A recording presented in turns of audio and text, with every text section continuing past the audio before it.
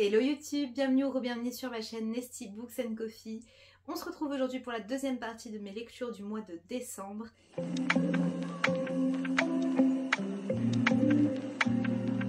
Je vais d'ailleurs commencer par les graphiques parce qu'ils prennent beaucoup de place et ils ne rentrent pas sur toutes mes étagères.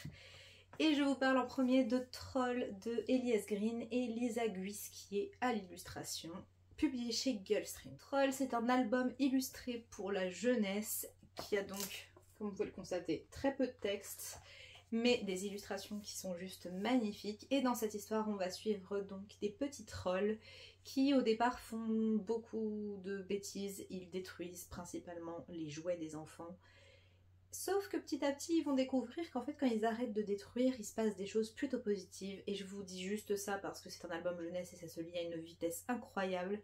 Mais c'est un magnifique conte de Noël sur la bienveillance, les bonnes actions, avec des jolies petites valeurs qui sont transmises et surtout des illustrations qui sont juste magnifiques. Vraiment, j'ai été émerveillée, je les trouve tellement belles. Enfin, regardez-moi cette maison. Enfin... Voilà, je lis très peu d'albums jeunesse, mais Elias Green, je l'adore. Je l'ai lu dans Steam Sailor et j'avais très envie de la soutenir dans ses autres projets. Lisa Guisquier, je ne la connaissais pas, mais en tout cas, le travail de l'illustratrice est génial et je vous le recommande. Que vous soyez des grands enfants ou que vous ayez vous-même des enfants dans votre entourage qui pourraient aimer cette histoire, c'est parfait à lire à Noël. Je crois que ça se passe à Yule, mais... c'est un conte de Noël, vraiment, c'est un conte d'hiver qui est parfait et moi je l'ai lu le 25 et c'était parfait, vraiment. Et ouais, petit coup de cœur. C'est difficile pour moi de dire un coup de cœur pour un album parce que c'est vrai que les illustries en général c'est pas ce que je préfère, mais là on est sur un petit coup de cœur. Toujours dans cette thématique un petit peu de Noël, j'ai lu le Grimoire d'Elphie, le tome 3, Malaventure en pain d'épices. Il s'agit du tome qui est sorti l'année dernière et qui parle de Noël. Donc je l'ai lu cette année, il faut que je me procure le tome 4, mais je crois qu'il se passe en été, donc j'ai un petit peu de temps. Ici, on va suivre donc, dans le Grimoire d'Elphie, on suit trois jeunes orphelines qui vivent ensemble donc trois sœurs, qui vivent ensemble dans un bus anglais retransformé en librairie ambulante. Et ici, elles vont arriver dans les...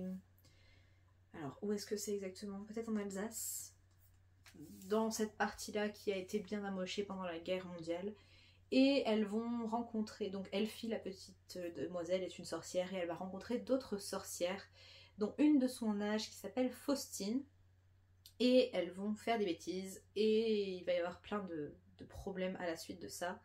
C'est des histoires qui sont généralement plutôt chouettes, des illustrations qui sont absolument magnifiques. D'ailleurs, je vous ai pas dit, c'est de Arleston Alouette et Minnie Ludwin. Et le scénario est génial, les illustrations sont géniales. Est-ce que je pourrais vous montrer une planche? Le genre de planche. Ouais, voilà. On a des illustrations qui sont très très chouettes. Et le seul défaut de ce livre, pour moi, c'est Faustine, donc le personnage qu'on voit ici. Parce que c'est une sorcière qui fait plein de bêtises et qui ne s'en rend pas compte. Mais je l'ai trouvée vraiment très très agaçante. Et c'était dommage parce que c'est le seul bémol de cette BD, mais en soi c'est quand même assez cool. On a l'ambiance de Noël, on a aussi une petite intrigue autour de la guerre qui s'infiltre comme ça dans l'histoire.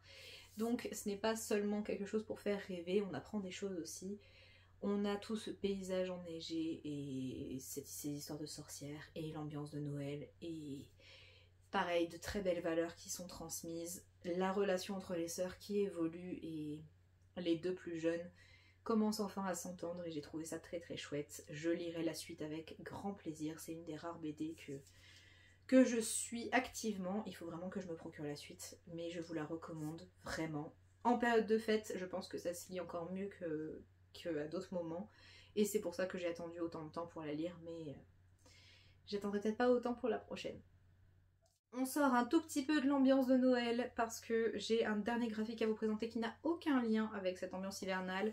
Il s'agit de Qui est I, le tome 2 de Kevin Tran et Fanny Antini, donc Fanny Antini qui dessine et Kevin Tran au scénario. Kevin Tran c'est un youtubeur, il tient la chaîne Le Rire Jaune avec son frère. Est-ce qu'ils sont toujours tous les deux sur la chaîne? Je ne sais plus. Mais ici on est sur un manga qui suit les aventures de deux frères, donc qui sont largement inspirés de Kevin et Henry, donc lui et l'auteur et son frère. On va suivre leurs petites aventures dans un village un peu particulier, et c'est une histoire, je saurais pas trop comment vous la résumer parce qu'on a plusieurs petites histoires, mais c'est assez chouette. Je suis pas une très très grande fan de manga, mais on m'a offert celui-là je crois pour mes 18 ans, donc j'en ai 24 aujourd'hui. Non, peut-être pour mes 20 ans, enfin bon, ça fait plus de 4 ans, ça commence à dater un peu, donc il était temps que je le lise, ça se lit très facilement. C'est un manga qui est plutôt chouette, il y a 2-3 créatures un peu bizarres qui apparaissent dans celui-là, quelques enjeux, mais ça reste assez jeunesse et plutôt amusant. Je ne sais pas si je lirai la suite, mais en tout cas je suis contente d'avoir lu celui-là, et on verra. Si jamais vous les avez lus, n'hésitez pas à me dire si la suite est hyper intéressante ou pas. Pour l'instant je suis pas hyper emballée, mais ça se lit bien et c'est toujours un petit manga à glisser, donc pourquoi pas. Et on retourne dans l'ambiance hivernale, mais alors là c'est plus qu'hivernal, c'est vraiment parfait, et je vous parle de Mémoire de la forêt, le tome 3, L'esprit de l'hiver, écrit par Michael Brun-Arnaud, illustré par Sanoé, publié chez l'École des loisirs. Dans Mémoire de la forêt, on va suivre les aventures d'Archibald de Renard, un libraire qui vit à Belle-Écorce dans une forêt avec plein d'animaux, et dans ce tome-là, on va suivre donc Archibald et son neveu Bartholomé, qui vont partir à la recherche des parents de Bartholomé, qui sont des grands aventuriers. Sauf que Bartholomé, il a une santé un peu fragile et donc il ne peut pas forcément les suivre. Sauf que quand ils vont disparaître et ne plus donner de nouvelles, il va tout de suite essayer de les retrouver, et ils vont se rendre dans le Grand Nord en train, dans un train qui est juste... Enfin, ça m'a fait rêver, mais il y a un petit côté Pôle Express, si jamais vous connaissez le film. Est-ce que je peux vous trouver une illustration du train ? J'ai l'impression qu'il était un tout petit peu moins illustré que le précédent. Est-ce que c'est une impression? Je ne sais pas, mais... Ouais, j'avais envie de plus d'illustrations encore. Mais bon, je suis tellement fan des illustrations de Sanoé, je pense que c'est pour ça. Et je cherche toujours une illustration du train. Ah, voilà. Hop, on a le haut, enfin le devant du train. C'est une histoire qui aborde cette fois... c'est plus compliqué à définir que les précédents. On a l'esprit des fêtes qui est un petit peu là parce qu'il fête le solstice, donc Yule. On suit d'autres points de vue avec d'autres personnages. On suit des histoires de famille toujours. Et comment les parents tentent de protéger leurs enfants. On a vraiment ça qui est mis en avant, les liens entre parents et enfants. Et j'ai trouvé que c'était encore une fois très émouvant, très bien écrit, c'est plein de gourmandises, vraiment c'est des livres à ne pas lire quand vous avez faim, parce que ça donne vraiment très très faim. On a des mystères autour du train et autour de la disparition des parents et cette petite enquête. Et on a Archibald aussi qui se bat contre des gens qui ont essayé de plagier son livre. Donc voilà, c'est une histoire que je vous recommande absolument à tout âge. C'est pas mon tome préféré, mais en hiver ça passe tellement bien. Et le dernier tome sortira en courant 2024 et j'ai pas du tout envie que ça s'arrête, mais c'est comme ça. Et en tout cas, oui, peu importe votre âge, lisez Mémoire de la forêt, ça vous touchera forcément d'une façon ou d'une autre. Un livre qui n'aura pas beaucoup attendu dans ma palle cette année, il s'agit de Quand on dansait sur les toits de Tristan Coegel, publié chez Didier Jeunesse. Je me le suis procuré début décembre au Salon du Livre et de la Presse Jeunesse de Montreuil, donc il a vraiment pas traîné. Et c'est plutôt cool. Ici, on va aborder le thème de la maladie. On va suivre deux jeunes personnes qui sont amies. Les prénoms, je les ai plus. Pablo et Maïsan qui vont se battre d'une certaine façon contre la maladie. Et ce que j'ai trouvé très intéressant dans ce livre, donc c'est Maïsan qui est malade. Et on va les suivre enfants. Et quand on est enfant, on comprend pas forcément ce qu'est la maladie. Et eux, ils vont décider de se battre. Comme si la maladie était une personne, ils vont la personnifier et se battre comme des pirates face à la maladie. Et on va les suivre un peu plus âgés quand la maladie est toujours là. Et c'était une histoire qui était très très émouvante, qui est très bien écrite. C'est plein de poésie, vraiment. C'est des traits. J'ai pas pris de... Je l'ai pas annoté, mais je pense que je le relirai en l'annotant parce qu'il y a des passages qui sont vraiment très beaux. Et certes, c'est un livre qui aborde la maladie comme beaucoup de romans young adultes, mais c'est aussi un roman qui aborde la force, non pas la force, l'envie de vivre, le combat pour vivre, et j'ai trouvé que c'était très très bien écrit et très juste.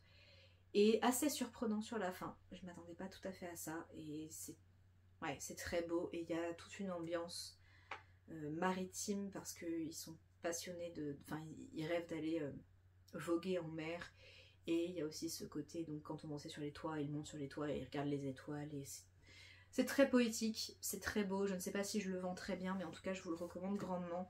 C'est assez court, ça fait moins de 250 pages, mais c'est assez fort. Et oui, c'est une très belle découverte. Et l'auteur est absolument adorable. Il a essayé de rendre son livre le plus poétique possible et de l'adoucir. Et il a bien réussi, donc ouais, je vous le recommande grandement. Si jamais vous avez vu ma vidéo sur mes coups de cœur de l'année, vous n'allez pas être étonné de ce que je vais vous présenter parce que j'ai cité l'auteur à plusieurs reprises, je vous la remets dans le petit i. Mais j'ai lu un autre livre de J. Christophe parce que j'étais en panne de lecture de J. Christophe. Ça me manquait et j'avais besoin de retrouver la plume de l'auteur, sauf que je n'ai rien de similaire à l'Empire du Vampire et à Nevernight, donc j'ai lu Aurora Squad qu'il a coécrit avec Amy Kaufman. Je pense qu'ils ont fait plusieurs points de vue chacun. Parce que c'est un livre où, avec de multiples points de vue, je crois qu'on en a 6, je pense, c'est ça, oui, 6. Et c'est un livre de science-fiction, donc ça change complètement de ce que j'ai pu lire de l'auteur, mais ça change aussi de mes habitudes. Je lis très très peu de science-fiction, j'en ai que 2 dans ma bibliothèque, celui-là et un livre de Becky Chambers, donc c'est vraiment pas une habitude chez moi et ça m'a perturbée au départ. Dans Aurora Squad, on va suivre Tyler principalement, enfin... C'est comme ça que je vais vous le résumer. On va suivre Tyler. Tyler, c'est un super élève de son académie spatiale. Sauf que le jour où on est censé lui attribuer des membres pour former un escadron, il va aller faire une balade dans l'espace et il va trouver une jeune fille qui ne devrait pas être là. Et donc il va arriver en retard à la réunion pour définir son escadron et il va donc se retrouver avec les moins bons entre guillemets de l'académie. Donc il va être accompagné de 3 joyeux lurons et de sa sœur et sa meilleure amie. Et ils vont se rendre compte que la jeune fille qu'il a trouvée, elle est un peu particulière et qu'elle est un petit peu recherchée. Et ça va être une course-poursuite dans l'espace où on va s'arrêter sur plusieurs planètes, on va découvrir d'autres espèces, d'autres cultures. Et c'est très très bien fait. J'ai été un peu perdue par le vocabulaire spatial parce que c'est vraiment pas ma tasse de thé, mais petit à petit je m'y suis fait. C'est un livre qui avait voulu être écrit avec beaucoup d'humour, je ne sais pas si tout le monde est réceptif. Pareil, au début ça m'a un peu bloqué, et puis finalement j'ai quand même rigolé de temps en temps. Alors, pas des éclats de rire, c'est très difficile dans un livre de me faire rire, mais j'ai souri, ce qui est déjà une réussite. Je me suis attachée à plusieurs des personnages, pas à tous, mais certains m'ont fait bien plaisir. J'ai retrouvé certains retournements de situation qui me font penser que c'est J. Christophe qui les a écrits, mais Amy Kaufman, je ne la connais pas, et je crois qu'elle va écrire un one-shot cette année, enfin pas un one-shot, un livre toute seule, donc j'ai très très hâte de découvrir ce qu'elle écrit elle de son côté. Mais en tout cas c'est une réussite, la fin me donne très très envie de lire la suite, donc je vais me pencher là-dessus en attendant la sortie de l'Empire du Vampire 2, parce que oui, sinon je vais être en manque de l'écriture de J. Christophe, et ça c'est hors de question. Je vous recommande Aurora Squad, c'est surprenant, c'est un petit peu déjanté, ça fait du bien, c'est assez drôle. Franchement, foncez, et je suis sûre que la suite est plus complexe et les relations vont se développer, et ouais, j'ai hâte de voir ça.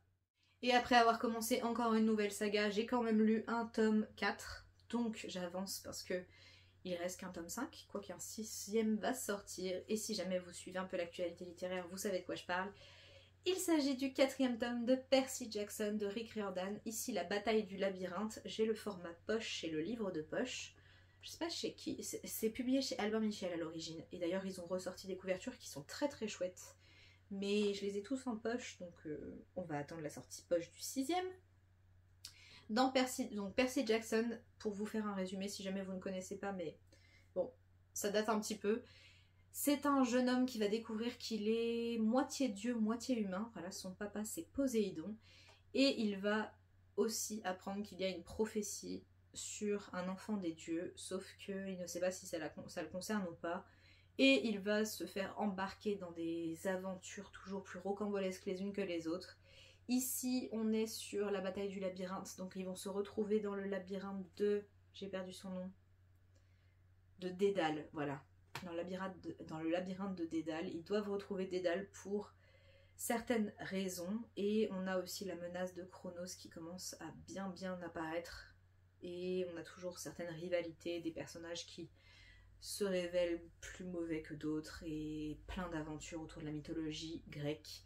C'est génial pour découvrir la mythologie grecque. C'est très jeunesse, même si celui-ci commence à être un petit peu plus mature, un petit peu plus sombre que les précédents, je trouve. Donc j'ai très hâte de voir ce que la suite me réserve, parce que je pense que ça pourrait être plus surprenant et encore plus sombre, même si ça reste jeunesse.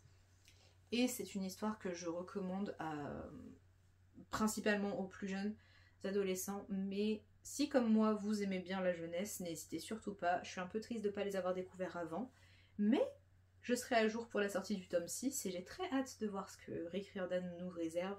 Et si jamais je suis en manque de cette histoire, je pense qu'il y aura de quoi faire avec toutes les sagas autour de la mythologie que Rick Riordan a écrit. Donc je pense que j'ai encore bien des romans à lire. Mais je vous le recommande quoi qu'il arrive, n'hésitez surtout pas. Et voilà YouTube, c'en est tout pour mes lectures de décembre. J'ai très bien lu en décembre, je suis plutôt fière de moi. Si cette vidéo vous a plu, n'hésitez surtout pas à liker et à vous abonner. Si jamais vous êtes trop timide pour commenter, n'hésitez surtout pas à laisser un ciel étoilé ou un vaisseau spatial ou quelque chose en rapport avec le ciel en l'honneur d'Aurora Squad, parce qu'il y a des vaisseaux spatiaux et que ça se passe dans le ciel. Voilà. Pas très original, mais j'avais pas d'idée. Moi, je vous dis à très bientôt dans une prochaine vidéo, et d'ici là, prenez soin de vous. Bye!